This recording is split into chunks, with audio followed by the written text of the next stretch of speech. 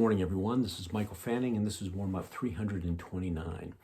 And today I want to talk about minding the gap, or what I call mindfulness.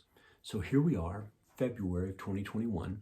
How many of you have been running habits that are benefiting you versus how many of you are running habits that maybe aren't benefiting you? Or how many of you decided you were going to have a different habit for 2021 and you did it for a while, but you've kind of gotten off track? And so minding that gap is important. And here's what we know.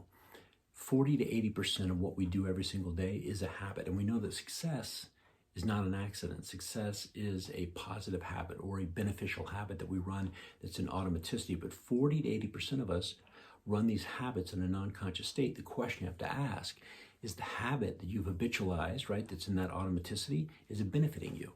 And are you mindful and aware of what you're doing if it's not benefiting you, to stop and make a different choice?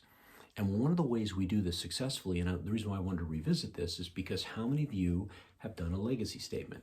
And you notice mine is laminated. And a legacy statement basically consists of a statement about how you hope people will have thought about you when you're no longer here, 5 non-negotiable values that are your non-negotiable values for your life, and then 10 life laws. I'll give you an example. So let's say that I'm in a conversation with my son and we get in an argument and I don't listen.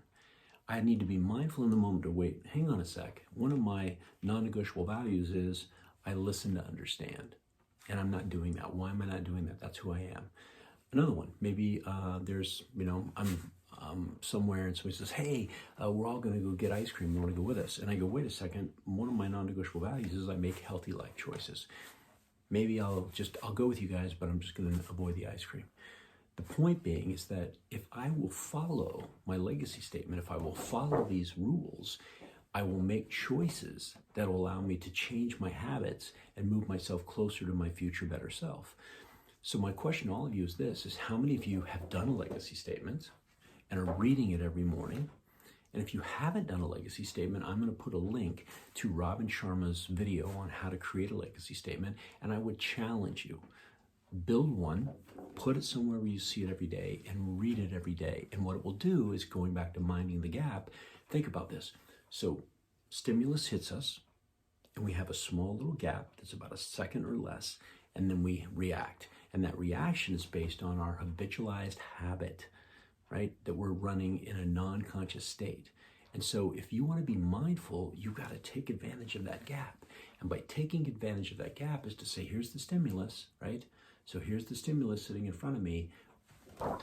What does my legacy statement say? And am I taking action that's going to allow me to be my future better self, or am I non-consciously taking action that's a bad habit? Guys, it's that simple. It's not that complicated.